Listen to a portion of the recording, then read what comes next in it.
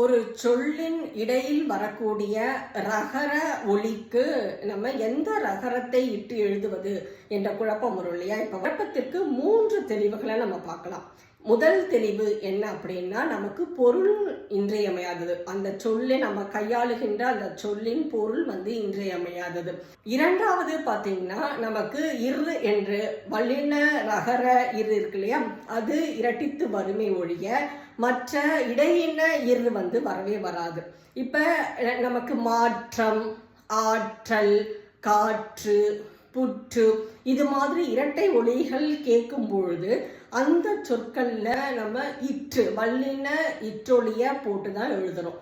மூன்றாவது தெளிவு, இப்ப ஒரு சொல்ல 4 எழுத்துகள் இருக்கு. இந்த 4 எழுத்துகள் இருக்கு அப்படின்னா அந்த 4 எழுத்துக்களை நம்ம பிரிக்கணும். எப்படி பிரிக்கணும் அப்படின்னா, எங்க ரகர ஒலி கேட்குதோ அந்த ரகரத்தை நம்ம பிரிச்செடுக்கணும்.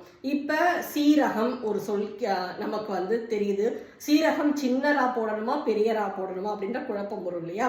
அப்ப குழப்பம் வரும்போது சீரகத்தை எப்படி பிரிக்கணும்னா, சீர்னு தனியா பிரிச்சு அகம்னு தனியா பிரிச்சு எடுக்கணும். இப்ப நமக்கு நல்லாவே தெரியும், இந்த இடையின இரு மட்டும்தான் ஒரு சொல்லின் இறுதியில் வரும். வல்லின ரகர ஒற்று அந்த இரு வராது என்பது நமக்கு தெரியும் இல்லையா? அப்ப இந்த சொல் சீர்னு பிரிக்கும் பொழுது இந்த சொல் பொருள் தரக்கூடிய ஒரு சொல்லாகவும் இருக்கும். அப்ப பொருள் தரக்கூடிய இந்த சொல் என்ன ரால வரும் அப்படிங்கிறது நமக்கு தெளிவு கிடைச்சிடும். நமக்கு சின்ன இரு தான் வரும், இந்த இடையின இரு தான் எழுதணும் அப்படிங்கிற ஒரு தெளிவு கிடைக்கும்.